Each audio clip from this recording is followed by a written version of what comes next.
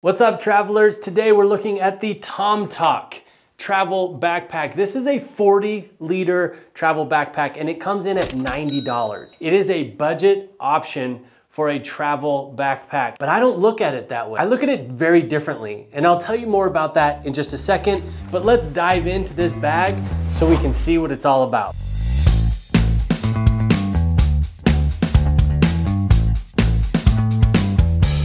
All right, we're gonna go through every nook and cranny of the TomToc travel backpack. I'm gonna score it in 5 categories: construction, functionality, comfort, organization, and aesthetics. And before we go any further, remember to like this video, subscribe if you haven't already so you don't miss a single video. So the TomToc backpack is a very interesting backpack. I've done a lot of research on it, and finally, I've got my hands on it to test it out and review it. My mindset has not been, oh, this is a budget travel backpack, so I'm gonna make compromises around how I test it. I just don't think that's helpful. So my commitment in this video is that I'm testing it and scoring it just as if it is in the same exact class as all the other big brand, big name, big price tag bags. And my philosophy is, and tell me if you agree in the comments, I'm not interested in buying things just because they're cheap.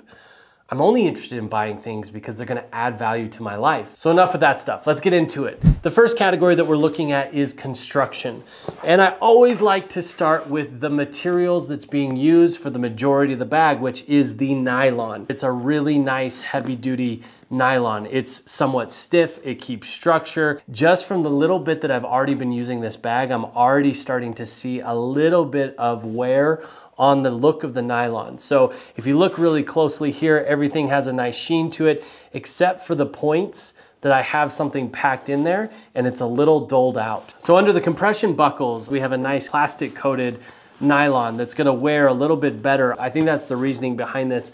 It also adds a little bit to the aesthetics of the look. We'll get to that in just a second. Next is it's very structured. So right now I have this bag packed out as if I was going on a 7 to 10 day trip. But if I have less stuff in here, it still holds a really nice structure. And there's some cool structure points. There's a hard bottom to it, so it holds that dome shape. But I'll show you this in just a second. You can actually fold this hard dome bottom in. So if you have less stuff and you're gonna compress the bag down, then it still works and it still looks decent. It's not all floppy all over the place. All the plastic components like the buckles and the strap tighteners, they all seem about medium quality. All the zippers on the bag are YKK zippers. Some of them lighter weight, like the pocket zippers are lighter weight. If you're really packing this thing out and stressing those zippers, you might find a little bit of weakness, but kudos to them for going with YKK zippers. Those are top of the line standard for high quality bags. They could have gone with something much cheaper and probably gotten away with it. Finally, all the nylon webbing for all of the straps is really robust, and it's that smooth webbing. Sometimes these webbings get so structured that it's hard to get them through the buckles. Now, the problem that you could run into with that is that if it's too slippery, the buckles can actually loosen themselves. I haven't had any problem with that so far, but as that gets more and more worn, that is a possibility. So overall, I give the TomToc an 8 out of 10 on construction. I think they were really thoughtful on the pieces that they used to put this thing together. All right, next let's talk about functionality. If you're not fully packing this thing out to 40 liters, you've got these plastic buckles and they tighten down to compress the bag. And then on this side, you have just straight tightened straps. So you just pull those straps and it will nicely reduce the volume of this bag. That's clutch if this is a multi-use bag for you. Whether you're going on a 10-day trip or an overnighter, you can make the bag the size you need it to be. The next thing is the multiple access points for the main compartment. So on the top, you have this kind of duffel style access point for the main compartment. But the other cool thing is that you can access the main compartment from the back as well. You have this clamshell shape feature right here, and the main compartment is right here as well.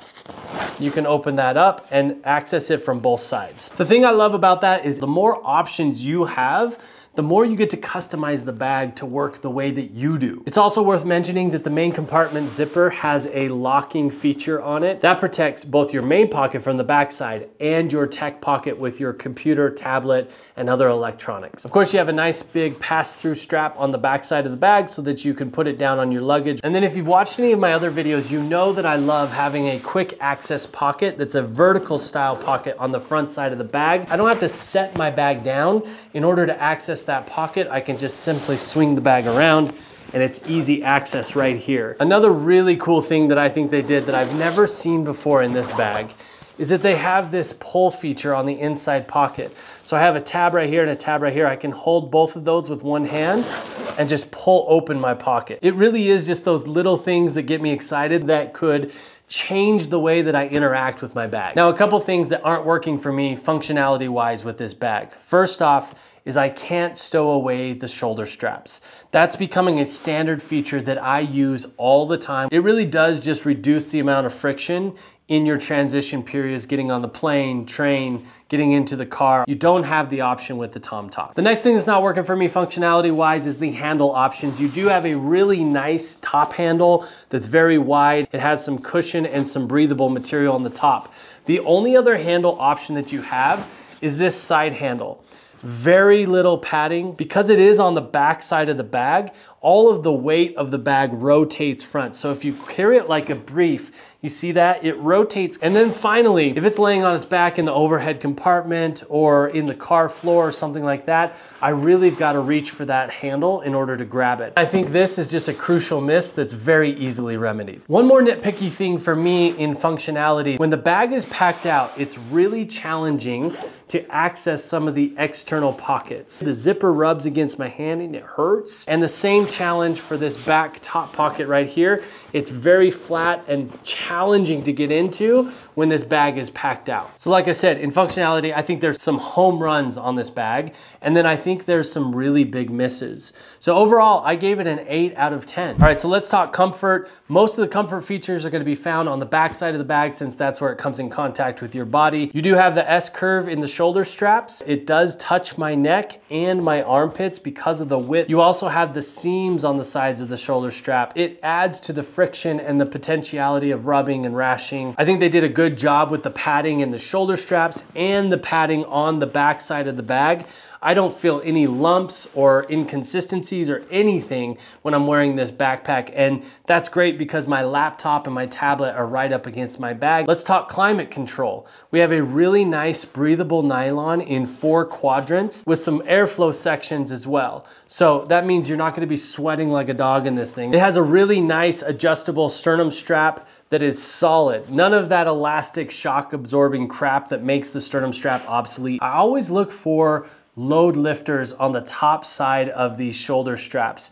Those are the straps that connect to the top of the bag and the strap that pull the contact point of the shoulder strap up. These don't have load lifter straps. However, I will tell you, it's surprisingly balanced on my frame when I wear this bag. Even loaded down, I don't feel that pull on the bag backwards, even without a waist strap. That's the other thing I want to talk about that's a ding for me on this bag, is that there's no waist strap. I love to have a nice waist belt that I can put the weight of the bag on my hips and put it over the center of my frame rather than having it all on my shoulders.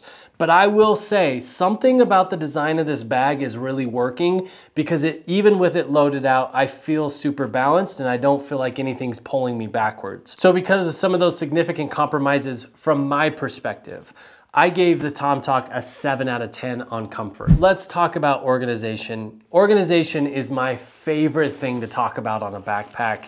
Unfortunately, the TomToc just does not scratch that itch. There are some things that I really love about it. One that I already talked about was that multiple access point to the main pocket. The other thing that it really has going for it is in the tech pocket, we have a separation between laptop and tablet.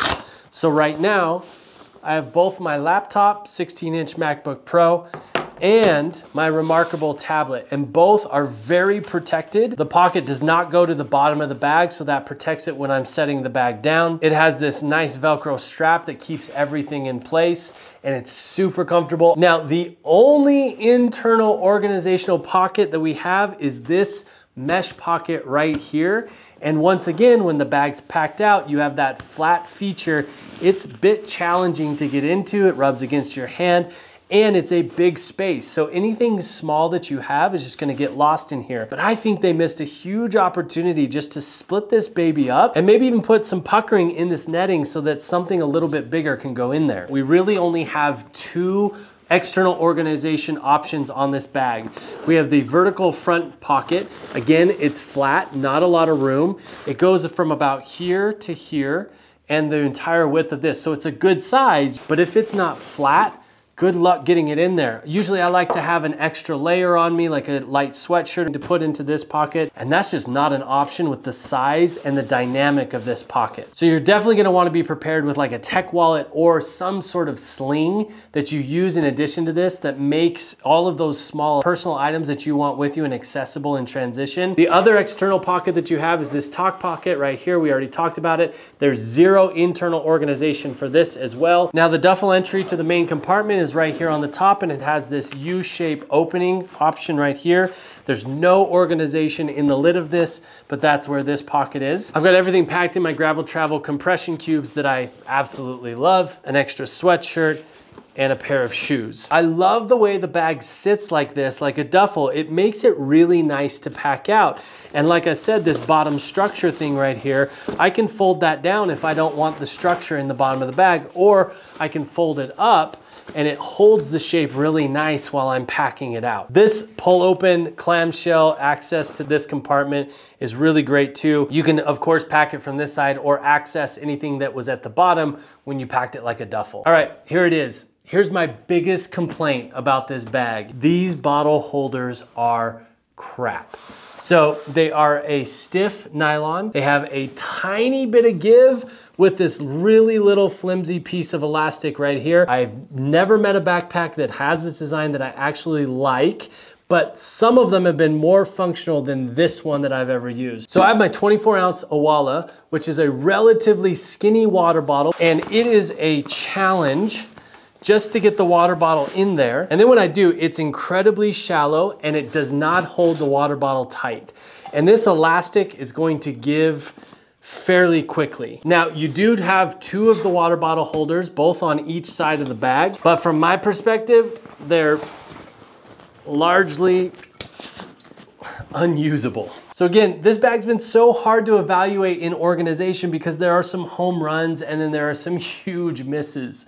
So I gave it a 7 out of 10 in organization. Finally, aesthetics. I love the shape of it. It has a natural kind of curve shape to it rather than a box look to it. I like the materials that they use. They have good textures. They have a variation in textures. Makes it look a little technical. I love that the branding is pretty subtle. I could go for this being black rather than white. The plastic zipper pulls with the branding on it look classy. And even when it's not completely packed out, the compression straps really help keep that shape and that look to whatever load you're carrying in the bag. This is a bag that I would absolutely be proud to wear around the world. I gave it a 9 out of 10 in aesthetics. So my friends, my hope is that this video has been helpful in evaluating whether or not the TomToc bag is the right travel backpack for you. If this video has been helpful, entertaining, whatever, do all the things, like it, subscribe it. And if you decide to grab the TomToc or you own the TomToc, tell me in the comments. I would love to hear from you and what your experience has been. Until next time, peace.